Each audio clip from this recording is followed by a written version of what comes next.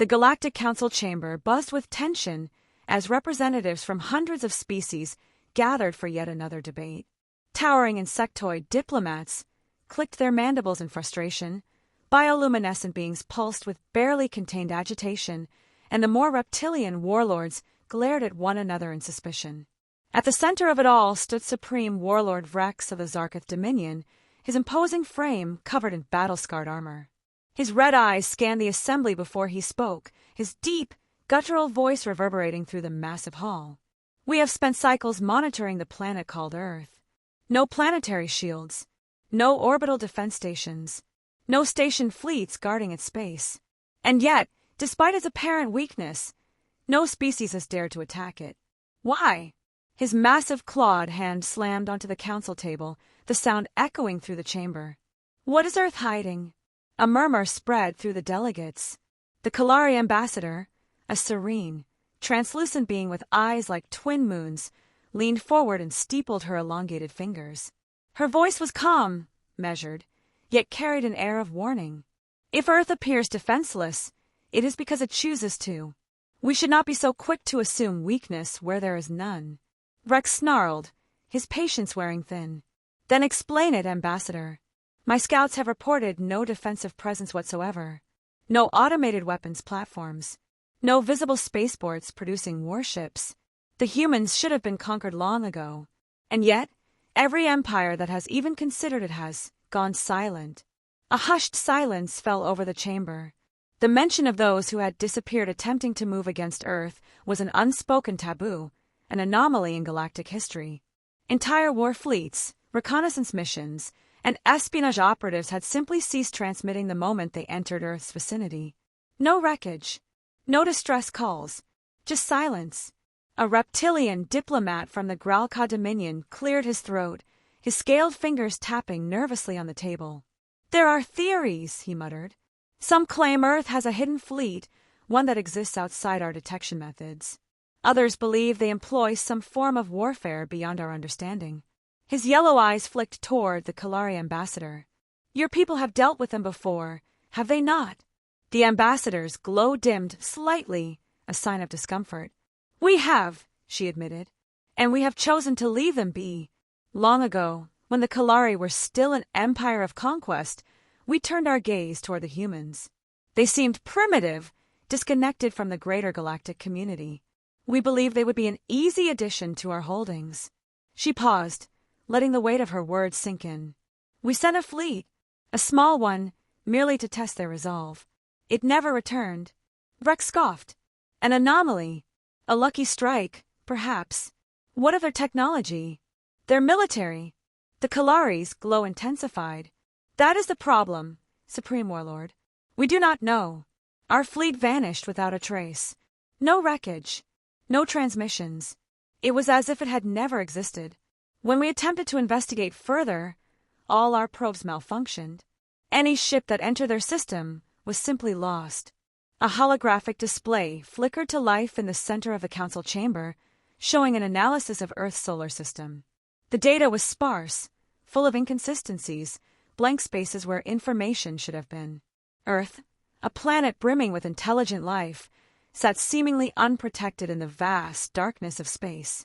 Yet its neighbors, Mars, the asteroid belt, even the gas giants, showed anomalous readings. Energy signatures that appeared and disappeared at random. Rex studied the projection with narrowed eyes. "This makes no sense," he growled. "If Earth had such power, why do they not expand? Why do they not conquer?" A deep voice rumbled from the far side of the chamber, where a massive being clad in ceremonial armor sat with his arms crossed. Warlord Drekfor of the Krogan Unity, a species known for their brutal efficiency in war, had remained silent until now. He leaned forward, his glowing orange eyes fixed on the Zarketh leader. "Because they do not need to." The words sent a ripple through the chamber. Rex turned, incredulous. "What?" Drekvor's heavy brow furrowed. "Think, Supreme Warlord. We expand because we must. To gain resources, to strengthen our borders. But Earth has never needed to. They sit, seemingly exposed, and yet remain untouched. Do you not find that curious?" He tapped the hologram, zooming in on Earth itself. They do not flaunt their strength. They do not challenge us. But those who have moved against them, he bared his sharp teeth. They simply cease to be. A cold realization began to settle over the council. The reason no one attacked Earth was not because it was weak. It was because no one who had tried had ever been heard from again. The unspoken truth finally made itself known. Earth did not fight wars in the traditional sense. It did not posture, did not intimidate. It merely removed threats before they even became threats. Rex's hands clenched into fists. I refuse to believe a species so young could have mastered warfare to such a degree. We need proof. His gaze swept over the gathered delegates. I propose a test. We send a stealth fleet, unarmed, merely observers, to slip into their system and uncover the truth. If Earth truly possesses nothing, then we will have our answer. But if they are hiding something, his lips curled into a predatory grin, then we will force their hand. The council chamber remained eerily quiet. Even the most war-hungry among them seemed hesitant. The Kalari ambassador sighed, her glow pulsing once before she spoke. You are playing with fire, Supreme Warlord. The Zarkith stealth fleet emerged from the void of space, their hulls coated in advanced cloaking technology that made them nearly imperceptible to traditional scans. Each vessel was a masterpiece of espionage and subterfuge, designed to slip into enemy territory unseen. Supreme Warlord Vrex had personally overseen this mission's planning, ensuring that every precaution had been taken to avoid detection. The fleet consisted of a dozen scout ships, equipped with the most sophisticated sensor arrays in the galaxy. Their objective was simple: observe Earth, map its defenses, and return with the truth. Captain HFY, a veteran of countless infiltration missions, sat rigidly in his command chair aboard the Shadow Fong, the lead vessel of the fleet. His reptilian eyes flicked across the data streams projected before him, showing nothing but empty space and the distant, blue-green orb of Earth. No orbital stations, no patrolling warships, not even a defense satellite array. It was almost insulting. Confirm cloak stability, he ordered. Steady at full concealment, Captain, his navigation officer confirmed. No energy fluctuations, no residual emissions. As far as their sensors are concerned, we do not exist. HFY allowed himself a tight smile. Good. Begin scans. If they are hiding something, we will find it. Across the fleet, passive scanners hummed to life, sending silent waves of energy rippling outward. Every frequency, every signal, every gravitational anomaly was recorded and analyzed. Yet, as the minutes passed, the data returned nothing of interest. Earth remained a technological paradox, a civilization advanced enough to develop interstellar travel but seemingly indifferent to planetary defense. The only traffic in orbit consisted of rudimentary space stations and civilian craft, none of which showed any signs of weaponization. This doesn't make sense, muttered Lieutenant Vorak, the fleet's intelligence analyst. A species that has repelled every attempted invasion, and they don't even have a planetary shield? He zoomed in on Earth's surface, scanning for military installations. There are no major defense hubs, no visible planetary artillery, nothing resembling a global command structure. It's as if they are daring the galaxy to attack them. HFY's claws tapped against his armrest as he considered the implications. Expand the scans. Go deeper. Look for anything that might indicate hidden facilities, underground bunkers, masked energy signatures, irregular atmospheric readings. The crew obeyed, sending out more refined pulses of scanning waves. For a moment, everything remained as it was, mundane. But then, a single alert chimed on HFY's console. His gaze snapped to the screen. What is that? Anomalous energy readings near the moon, the science officer reported, his voice tinged with confusion. Something beneath the surface. Deep beneath. He hesitated before adding, Captain, it's massive. The display shifted to reveal an immense structure buried within the moon itself. It was not visible to the naked eye, nor had any energy emissions betrayed its presence, until now. The readings suggested an artificial complex spanning kilometers, completely embedded in lunar rock. It had remained dormant, undetectable, until their scans had touched it. And now, something was waking up. Before HFY could issue an order, the ship's alarms blared. Unknown transmission detected, shouted the communications officer. "It's not coming from Earth, it's coming from the moon." The bridge's main display flickered as a message began transmitting directly into their systems. It was not in any known galactic language, yet the moment it appeared, every member of the crew understood it. "You should not be here." A chill ran through RHLX's scaled spine. "Cut the transmission. Break off scans. We're leaving." "Captain, multiple energy signatures are appearing." Before the officer could finish, the Shadow Fong systems crashed. Every screen flickered with static before going dark. Around them, the entire fleet went silent. Power readings dropped to nothing. Cloaking fields collapsed. The Zarketh ships, once invisible, now hung helplessly in the void, exposed like prey caught in a trap. Panic rippled through the bridge as officers scrambled to restore control, but the ship refused to respond. RHLX gritted his teeth, forcing himself to remain calm. "Status report. Complete system override," the chief engineer responded, his voice hollow with disbelief. "Something is inside our systems. Every ship, it's like we don't exist anymore." RHLX turned his gaze toward the moon. The massive structure was fully awake now, energy signatures pulsing beneath the surface like a slumbering giant roused from its sleep. And then, from the dark side of the moon, they appeared. They were not warships in the traditional sense. Their silhouettes were sleek, almost ghostly, with no visible weapons, no glowing thrusters. They moved like shadows, gliding effortlessly through space. Hundreds of them, each one larger than the most powerful dreadnought in the Zarketh fleet, yet eerily silent. The moment they arrived, every one of RHLX's ships received the same message. "Go home."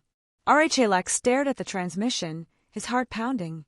He had fought against countless enemies, had led daring missions into the heart of war zones, but this was something else. This was not just a warning. It was a promise, a simple, undeniable truth. The crew sat frozen in their seats, awaiting the inevitable. Would these silent sentinels erase them, as they had erased others? Then, just as suddenly as it had begun, the systems came back online. Every console flickered to life, power readings stabilized, and the fleet's controls were restored. The mysterious warships remained unmoving, watching, waiting. RHLX wasted no time. All ships, retreat at maximum speed. Now! The Zarketh fleet turned and fled, their engines burning hot as they streaked away from Earth's solar system. Not a single shot had been fired, not a single word of hostility had been exchanged. And yet, they had been utterly defeated. As the Shadow Fong jumped to hyperspace, RHLX sat back in his chair, his breathing unsteady. He had sought the truth about Earth, and now he had it. The Galactic Council chamber was a grand hall of polished stone and shimmering holograms, where the leaders of countless species gathered to discuss matters of war and diplomacy. Today, the meeting was anything but ordinary. Representatives from dozens of star systems sat in tense silence, their attention fixed on the central projection, a recording of the Zarketh fleet's failed reconnaissance mission to Earth. Every flickering detail was displayed, the stealth ships arriving undetected, the eerie silence of Earth's so-called defenseless orbit, the mysterious activation of the lunar structure, and the emergence of the silent warships. The moment the transmission ended, murmurs rippled through the chamber like an approaching storm. High Chancellor Viros of the Kilari Dominion, a being of translucent, bioluminescent skin, leaned forward, his glow pulsing with unease. "This defies logic. Earth should have fallen centuries ago. By all accounts, they are a vulnerable world with no substantial military force. And yet, the Zarketh fleet was completely neutralized without a single shot fired." From across the chamber, the hulking form of Warlord Drethkor, a veteran commander of the Tarvashian Empire, slammed his fist on the table, rattling the data tablets before him. His deep voice echoed like distant thunder. "This is unacceptable. We have ruled this galaxy through strength, through conquest. A primitive world like Earth should not have the power to resist, much less frighten the great warlords of the Zarketh." A thin, insectoid diplomat from the Vernic hive tilted her head, her mandibles clicking in thought. "And yet they do. What concerns me is not just their ability to disable an entire fleet without firing a weapon, it is their warning." Her multifaceted eyes flickered as she repeated the words from the recording. "You should not be here. That is not a threat. That is the statement of a power that knows it is in control. Silence followed. The implications were undeniable. Ambassador Relan of the United Earth Federation, the sole human representative in the chamber, sat with his hands folded, an unreadable expression on his face. Unlike the other council members, he did not radiate fear or frustration. If anything, he looked amused. When he finally spoke, his voice was calm, deliberate. You misunderstand the situation. Earth has never been defenseless. All eyes turned toward him, the tension thick enough to crush a neutron star. Warlord Drethkor scoffed, baring his sharp teeth. Then explain it, human. Explain how your people have fooled the galaxy for so long. Relan leaned back in his chair, choosing his words carefully. You assume that because Earth lacks visible defenses, we must be weak. But that's the mistake every would-be invader has made. You see, humanity doesn't rely on planetary shields or massive orbital fleets. We don't need them. Chancellor Viros narrowed his luminous eyes. And why is that? Relan's lips curled into a knowing smile. Because long ago, we learned a lesson that most of you refuse to accept. True defense is not about repelling an attack. It's about making sure the attack never happens. A deep murmur filled the chamber. Relan continued, his voice unwavering. We don't put massive fleets in orbit because it would invite a direct confrontation. Instead, we ensure that those who come looking for war never return. We make the consequences of aggression so absolute, so final, that no one dares to try. The Zarkith fleet learned this firsthand. Their technology was impressive, yes, but it was primitive compared to the safeguards we have in place. Our moon, that's not just a rock, it's a warning system, a guardian, an executioner if necessary. The Vernic diplomat clicked her mandibles. And the ships, the ones that appeared from the shadows. Relan smiled in waver. Let's just say they've been waiting for a very long time. Watching. Preparing. The simple truth is that Earth does not start wars, but we do end them. Quietly. Efficiently. And with finality. Warlord Drethkor growled, his frustration boiling over. This is absurd. You expect us to believe that your kind has simply hidden this power for centuries? That no one has uncovered your secrets until now? Relan's gaze locked onto the warlords, his expression turning cold. The only ones who ever learned the full truth never got the chance to tell anyone. A heavy silence fell over the chamber. Chancellor Viros exhaled slowly, his glow dimming in thought. If what you say is true, then humanity has been shaping galactic history from the shadows. Every failed invasion, every would-be conqueror that disappeared, it was not luck. It was you. Relan gave a slight nod. We prefer to let people think they made their own choices. It's easier that way. Drethkor looked as if he wanted to strike something, but even he could not deny the growing dread settling over the room. He had spent his life believing that might made right. That power was measured in the size of a fleet, in the strength of a warrior's arm. But now he was faced with something terrifying, power so absolute it never needed to be shown at all. The Vernic diplomat's voice was soft but pointed. Then tell us, Ambassador, if Earth is so secure, so untouchable, why even entertain these meetings? Why sit at this council at all? Relan's expression shifted, his gaze sweeping across the room, meeting the eyes of every leader present. And then, with a slight shrug, he answered, Because it's polite. The weight of the words sank into every being present. The room, once filled with murmurs and debate, was now deathly silent. The members of the Galactic Council had gathered to discuss Earth's perceived weakness, to mock the illusion of its lack of defenses. But instead, they had stumbled into something far more unsettling. Earth was not defenseless. Earth had never been defenseless. And now, they all knew why no one dared attack it. The Galactic Council chamber was emptier than usual. Many representatives had withdrawn to their homeworlds, whispering warnings to their governments, while others remained locked in silent contemplation. Those who were present sat with wary expressions, their usual arrogance tempered by the revelation of Earth's hidden strength.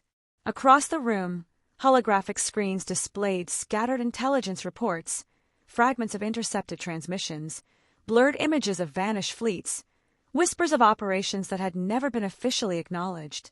No one dared to speak of it directly, but the truth hung in the air like a silent predator. The question was no longer whether Earth was defenseless. It was what Earth would do next. At the center of the chamber, Ambassador Rilan of the United Earth Federation stood once more, his demeanor unchanged. Calm, composed, unreadable. Across from him sat High Chancellor Viros, his bioluminescent glow dim with unease, and Warlord Drethkor, who had abandoned his usual bluster for a silence that betrayed deep contemplation. Other council members watched from the shadows, waiting. None wished to be the first to speak. At last, it was Viros who broke the silence. "You must understand, Ambassador," he began, his voice slow, careful. "This council has governed the galaxy for centuries. We have kept the peace, balanced the ambitions of empires, prevented unnecessary wars. And yet, your people have chosen to remain hidden, allowing us to believe you were vulnerable." His glowing eyes narrowed slightly. "Why?" Rilan clasped his hands together. "Because peace is only maintained when those who seek war understand that it is futile." Drethkor exhaled sharply, shaking his head. "Peace," he growled. "You think this is peace? Peace is built on open strength, on the knowledge that a war can be won or lost. But what you describe is not peace. It is deterrence through fear." He leaned forward, his massive hands gripping the table. "You have deceived the entire galaxy. You have allowed us to think Earth was weak, all while you controlled the battlefield from the shadows." Rilan's expression remained unchanged. "And it worked." The warlord's nostrils flared, but he said nothing. He knew the truth when he heard it. Viros steepled his translucent fingers. "And yet, you still sit here. That tells me you are not here to conquer. So tell us, Ambassador, what happens now?" For the first time, Rilan let the silence stretch. He wanted them to feel the weight of the moment, to understand the gravity of what was coming. When he finally spoke, his words were slow, deliberate. "Earth does not seek war. We never have. But history has taught us a harsh lesson. Peace is not given. It is maintained. Every species that has ever sought to claim Earth, to subjugate humanity, has vanished without a trace. Not because we are cruel, not because we revel in destruction, but because we understand something most civilizations fail to grasp." His gaze swept across the room. Survival is not about strength. It is about control. The Kalari High Chancellor's glow dimmed further, the realization dawning. "You don't fight wars," he murmured. "You prevent them before they begin." Rilan nodded. "Wars are costly, messy, inefficient. We do not need to wage them when we can simply ensure they never start." He gestured toward the holographic display, where remnants of classified reports flickered in and out of focus. "Your records do not show a history of Earth's victories because there has never been a need for them. When a threat arises, it is eliminated before it can become a war. Empires that thought to test us have been erased before they could become an enemy. And those who choose to live peacefully," he spread his hands, "they are left unharmed, free to thrive." Drethkor's jaw tightened. "You call that mercy?" Rilan's gaze met his, cold and unwavering. "I call it necessity." Another silence fell. Viros inhaled slowly. "So now that we know the truth, what do you expect us to do?" Rilan's smile was almost imperceptible. "That depends on you, Chancellor." He took a step forward, placing his hands on the table, his voice lowering just enough to command attention. "Earth has no desire to rule the galaxy. We are not conquerors, not tyrants. But let me make one thing clear. Our patience is not limitless. We have allowed this council to govern because it has, for the most part, maintained stability.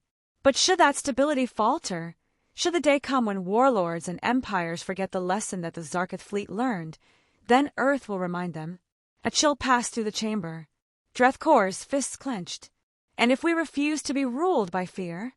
Rilan straightened, meeting his gaze without hesitation. "Then we will have nothing left to discuss." The weight of the words sent a ripple through the council members. Some shifted uncomfortably. Others stared in mute understanding. Even Drethkor, for all his pride, said nothing more. He had seen the transmission of the silent warships. He had read the reports of vanished fleets.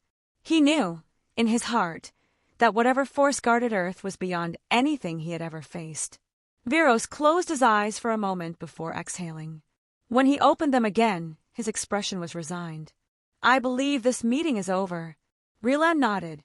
"Indeed." Without another word, He turned and walked away, his footsteps echoing in the vast chamber. No one moved to stop him. No one dared. As the great doors closed behind him, the council sat in stunned silence. They had gathered to discuss Earth's weakness. Instead, they had learned the truth. Earth was not defenseless. Earth had never been defenseless. And now, they all understood why no one dared attack it.